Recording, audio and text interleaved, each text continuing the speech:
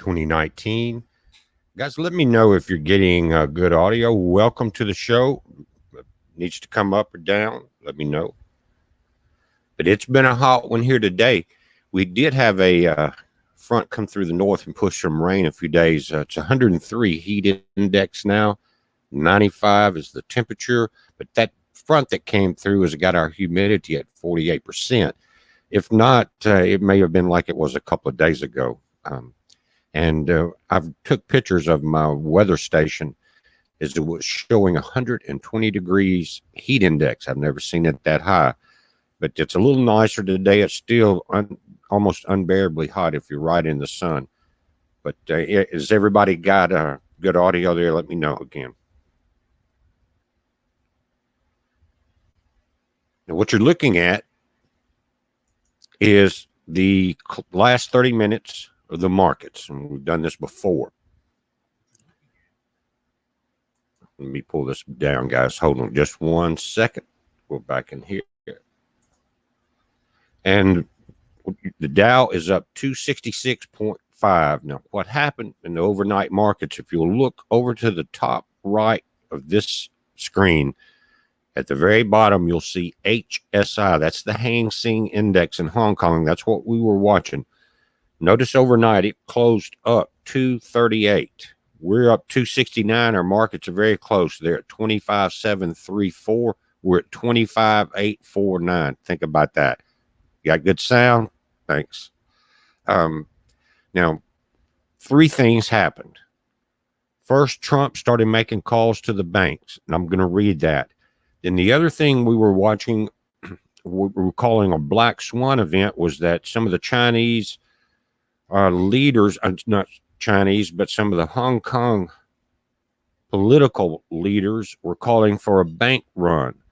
So we had an action there. What happened was Hong Kong resupplied all of their banks. I think there's 4 or 5 major ones there, and I'm going to read that article also, with enough cash to handle it.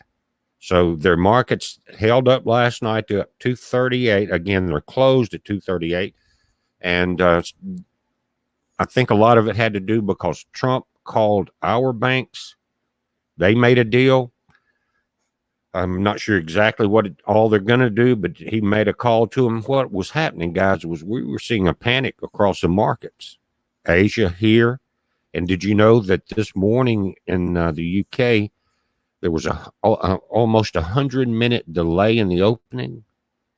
Almost as if they were just going to close their markets, but they're calling it a technical glitch that may have saved their markets. Anyway, I think they came back on and did okay, but in the course of all of what we were watching, those events happened. Now, first, I want to go to the article from Hong Kong, guys, and I'm going to read this. Sound is good? Thank you. I appreciate that very much. Thank y'all. What we're looking at, or what you're looking at again, is the Dow Jones in the last 30 minutes.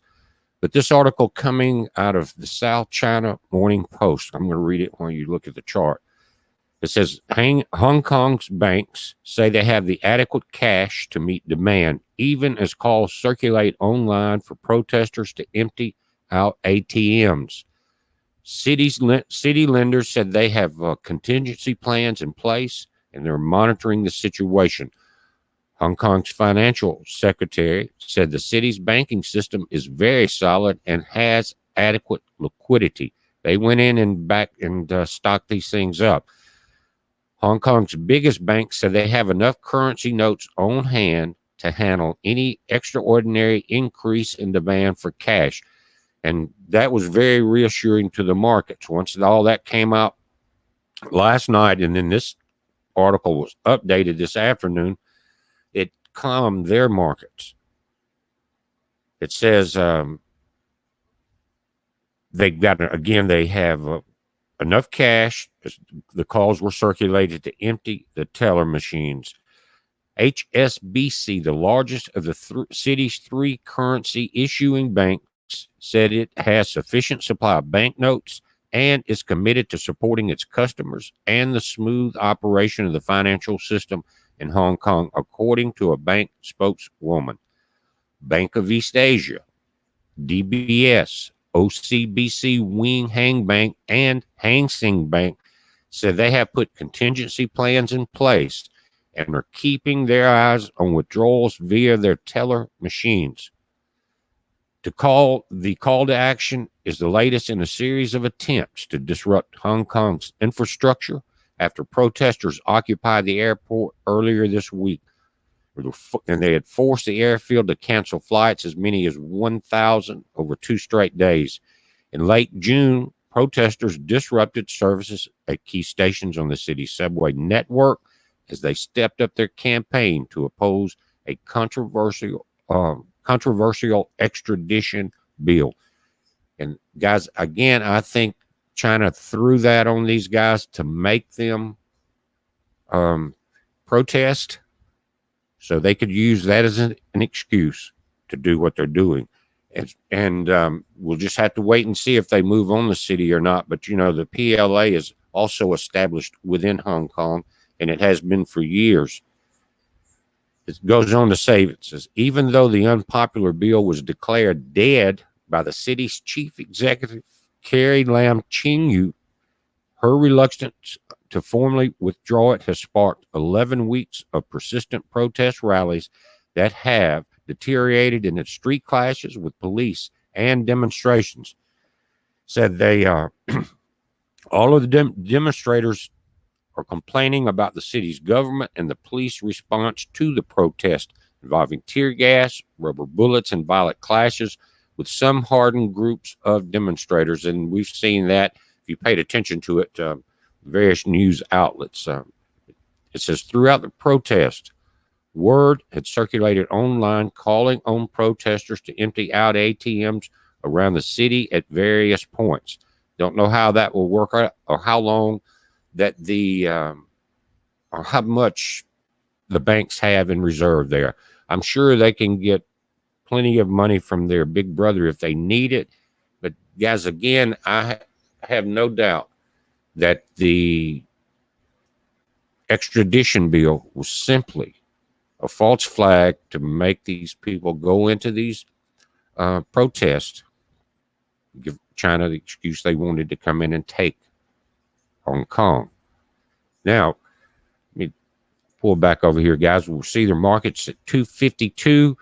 Now, Trump's not going to be outdone. Hang Seng closed up. I'm sure there were some phone calls, and I think there were, between the U.S. and China. He's not going to be outdone with the Hang Seng closing top right in the green at the bottom at HSI at 238 plus. 258. We'll see. We now have, guys, about 24 minutes left in the market. Now, we just talked about the move that China's banks made after the threat of a bank run. Trump, and let me go there and read this, guys. Says Trump called the CEOs of the biggest U.S. banks on Wednesday as the stock market plunged. Guys, and you can check, this article is on CNBC. The other one was the Chinese news site. But this was 3 hours ago. It updated an hour ago. It says Trump held a call with JP Morgan Chase CEO Jamie Dimon, Bank of America's Brian Moynihan, and Citigroup's Michael Corbat, according to people with knowledge of the situation.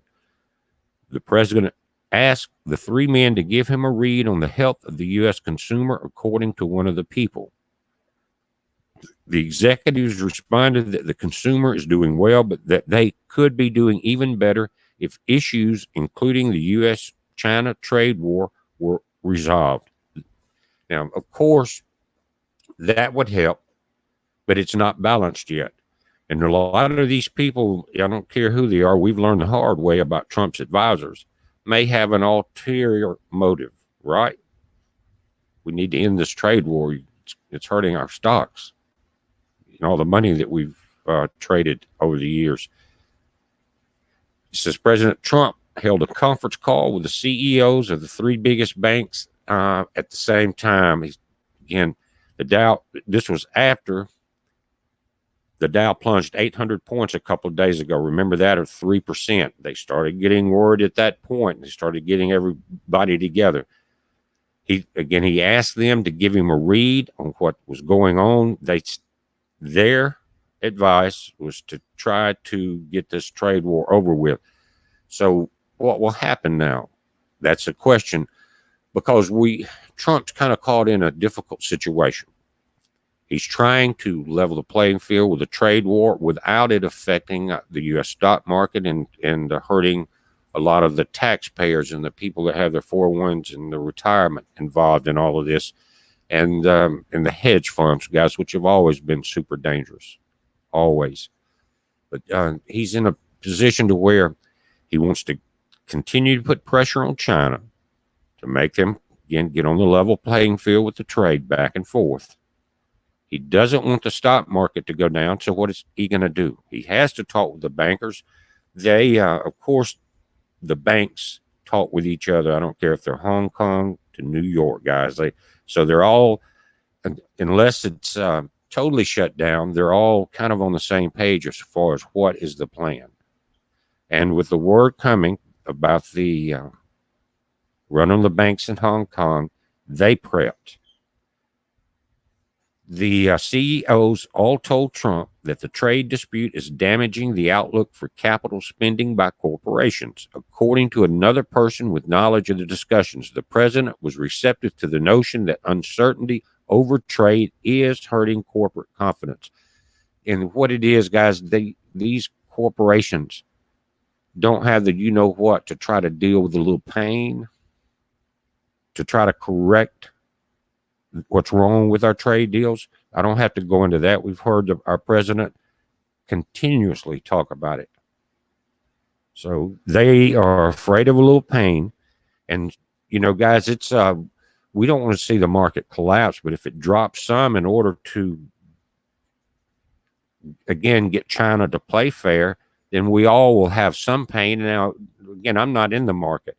And the reason I watch it is because if it gets in too big of trouble, it's going to be a major indicator that it's all about to hit the fan, because when it does, it will, I guarantee you.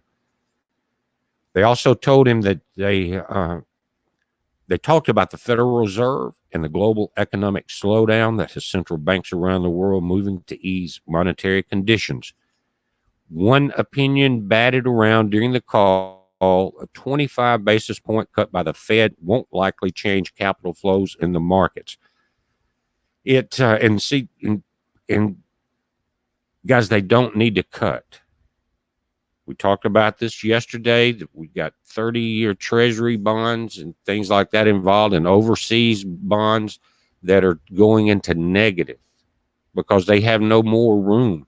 If you cut any more, you're not going to have that cushion if you had to make a cut really quick and to stop a run or stop a run on the stock market. You need that leverage. And when you get down there to zero, you have no leverage left, and it's all downhill from there. So the call lasted about 20 minutes, happened after the CEOs concluded a previously scheduled meeting with Treasury Secretary Steven Mnuchin in Washington. Trump wanted to speak to the three executives. The men were informed, and he called them from his property in New Jersey. Bloomberg first reported on the conference call. So the major players here, they had to come together, guys. We were watching major trouble about to happen. Everyone here that's been here over this week has been watching and was aware. So at least they're not asleep totally at the wheel right now. But a lot of pressure has been put on Powell, who runs the Fed.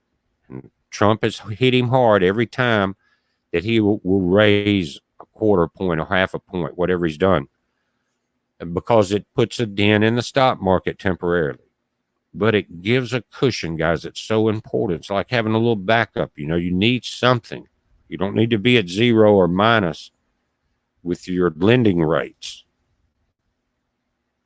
So Trump had been reaching out to corporate leaders this week amid his concerns that a slowing U.S. economy would impact his reelection chances, according to a 30 piece from the Washington Post.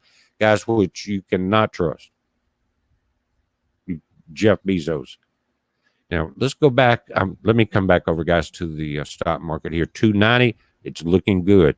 They made the move at the right time without it.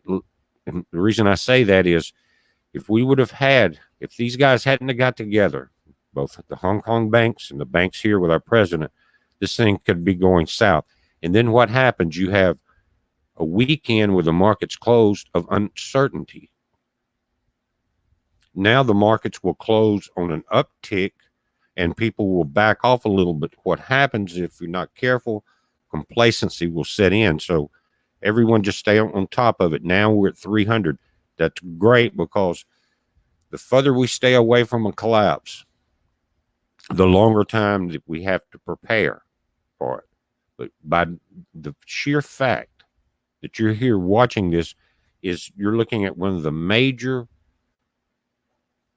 things that are on the other side of the wall that are coming at this nation, coming at this planet. If you want real time, this is a way to do it. Now, I try to watch all the other political things, and I read a lot of things, guys, about what's going on. One of the things that really I don't understand is the fact that I think it maybe was yesterday, Epstein's girlfriend was spotted in California outside at a hamburger joint. And guys, what is going on with that? I mean, we just had the number one person on the planet locked up, possibly murdered. And here's the other witness who was also complicit in all the testimony from all these girls. She was complicit. Now she's just walking around free. Two things.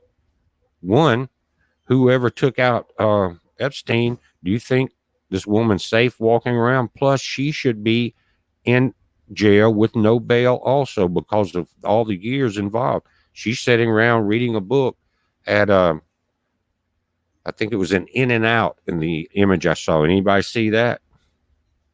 Unreal.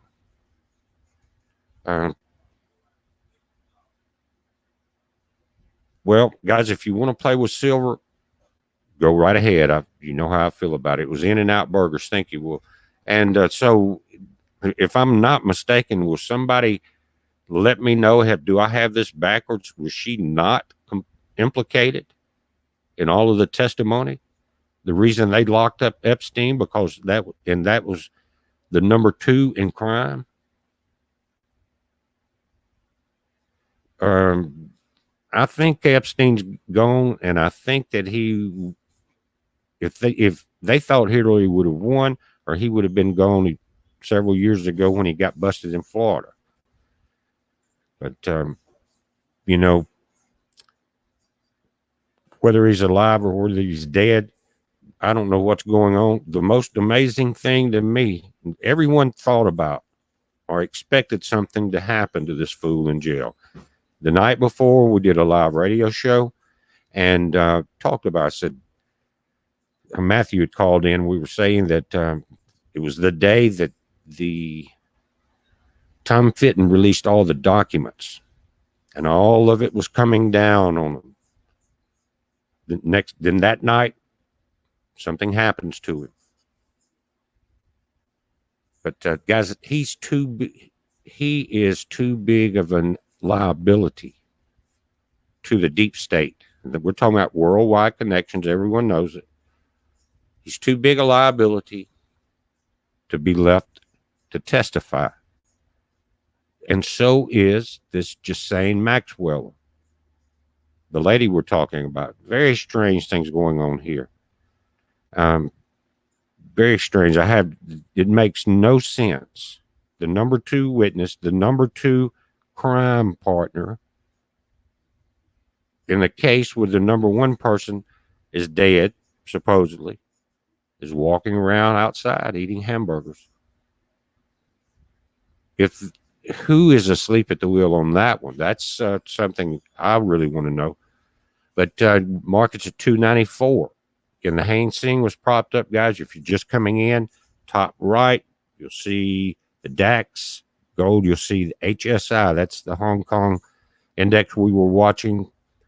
And both were propped up. If you coming in late, you may have to wait till this goes, or you can make him back it up now. I'm not sure, or wait till it goes into the videos to check it all out. We went through the articles of why I think, and more than likely, it's exactly what's happened. And we could have been saying it's the banks, stupid, the whole time, but we talked about the problems in the banks. And you guys remember yesterday, Plunge Team is on it. Thank you, 12. You're right. Remember yesterday we were talking about GE being 38 billion out of whack, like some cookbooks or something.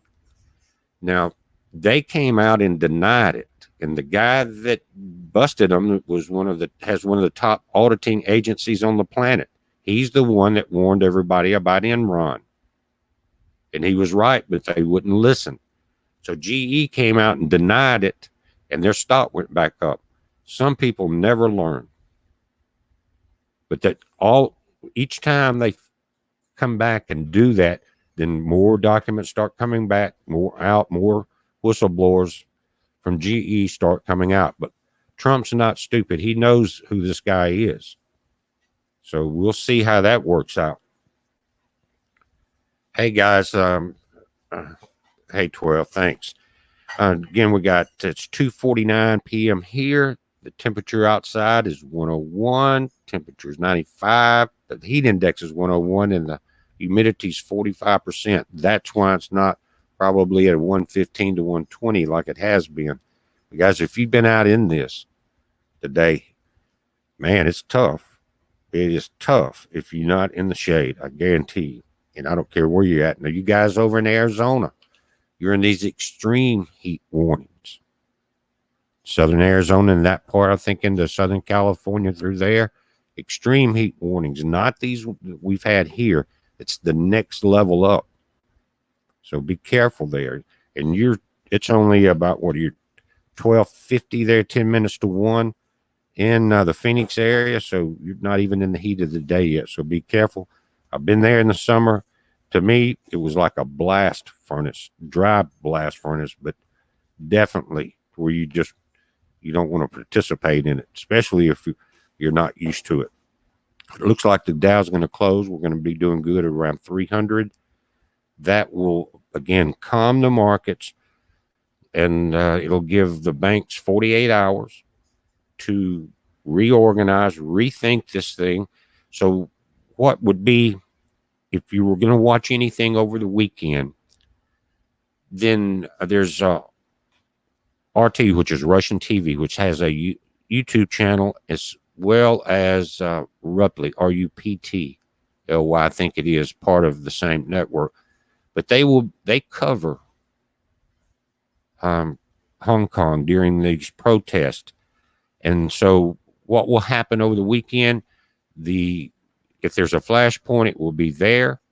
And someone mentioned as we were coming into this show in the chat about missiles being launched over Israel. The people that are in power, the big people, the puppet masters, they don't like calm times. If it gets too calm, they'll find some way to stir this thing up. Again, guys, the market will be closing in about 9 minutes. Doesn't look like there's any panic trading. I think the banks have put a stop on it. Again, GE denied the fact that they were cooking their books, and they rose back up. And what you'll see is, and let me switch this screen, guys. I want to show you something here. If you haven't seen our website, but it gives you kind of an idea of what silver, gold, and some of the other things are there. Let me change this just 1 minute.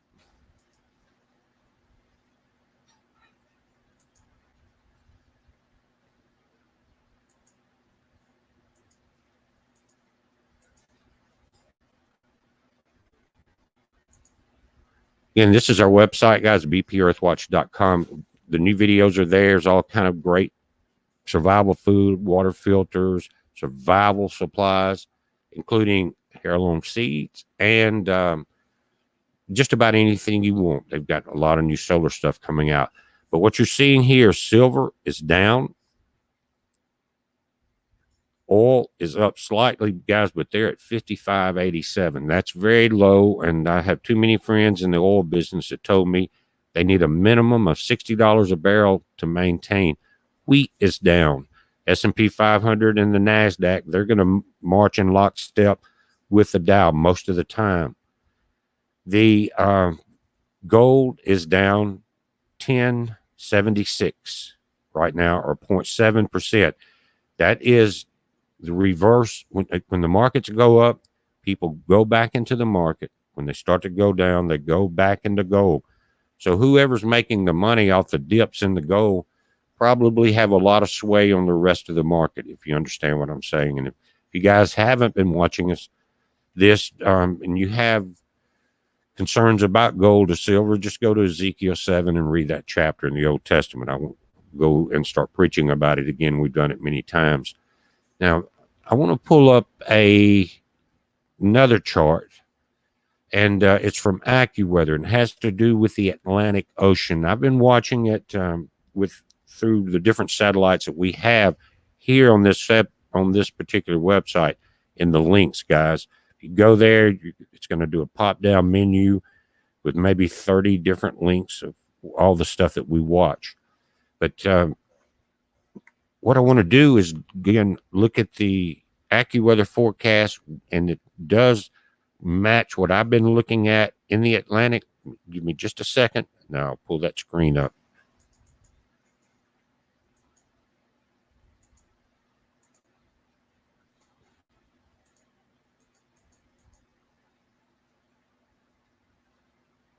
Now, what you're seeing here, and this is AccuWeather today, says forecasters are monitoring multiple areas near the U.S. for tropical development. You can see in the dark ring highlighted areas what they're watching. And this was earlier today, and the system in the very center looks like it has some potential for organization, and possibly the other one, because they have lost these El Nino crosswinds that were ripping and shearing the top of the storms off. They're also watching one coming off the coast of Africa. Now, after this live video goes, after it ends, after the markets close, I'm working on a full tropical update. We're going to look close at some of these areas with different radars. But they, again, says while tropical storm formation is not anticipated right away, one area may become a breeding ground for tropical activity sometimes next week.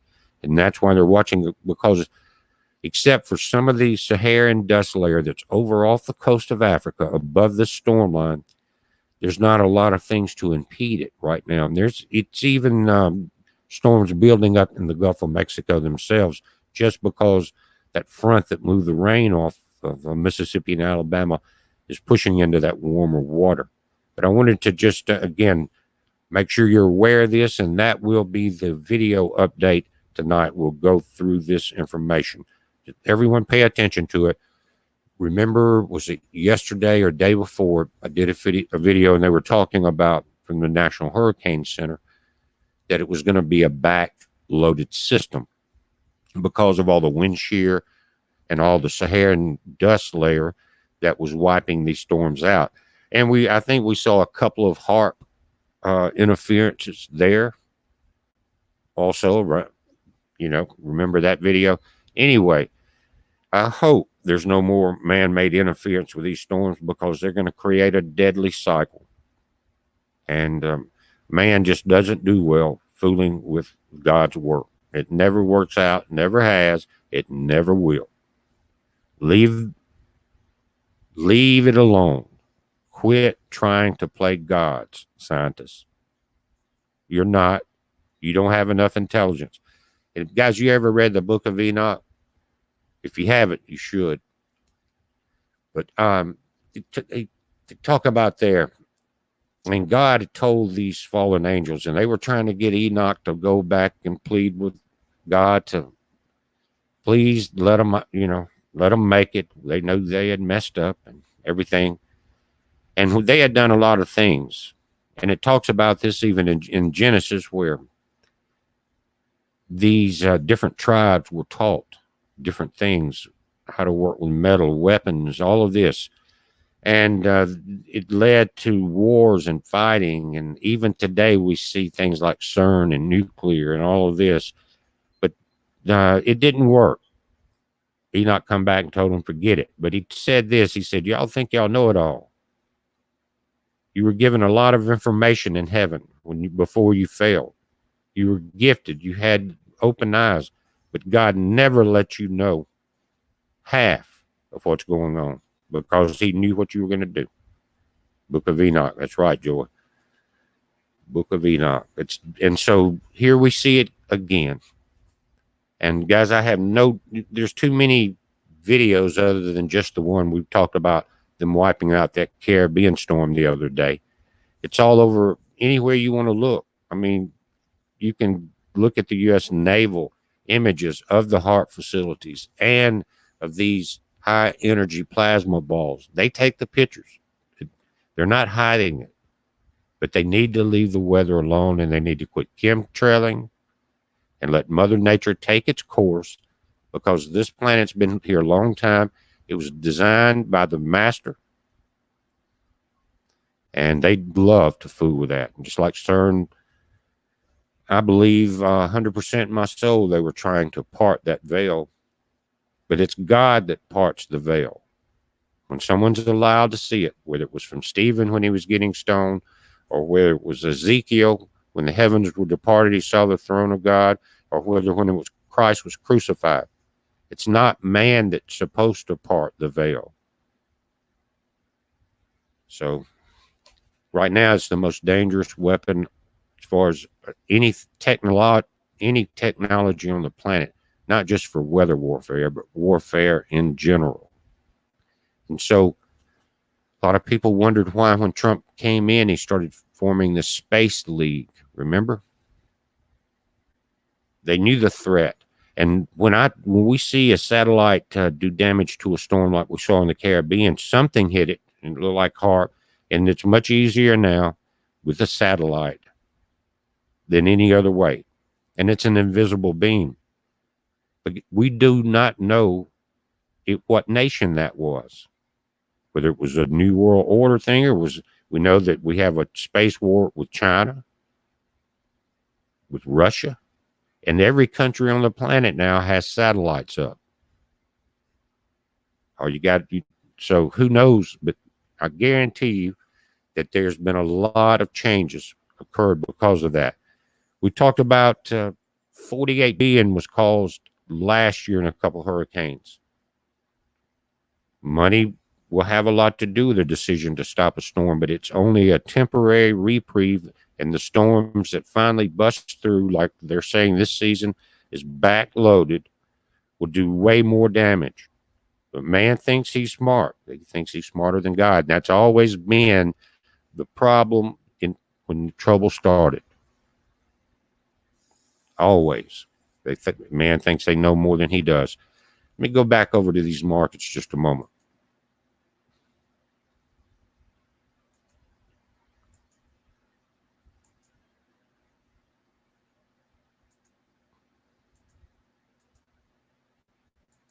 And guys, we're 1 minute after 3. You may see some changes in the 307.2 here as they get the last minute calls and stuff. And then we have a overnight ticker that's on our website. But guys, the market's futures will not really be a true indicator until early Monday morning.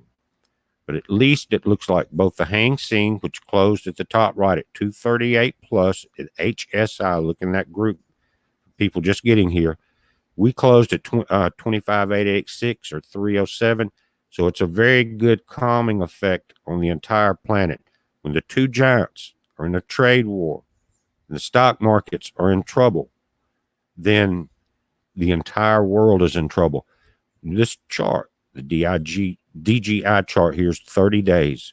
So with the rises today of 307, you still see from August 1st, when China devalued its currency, that drop.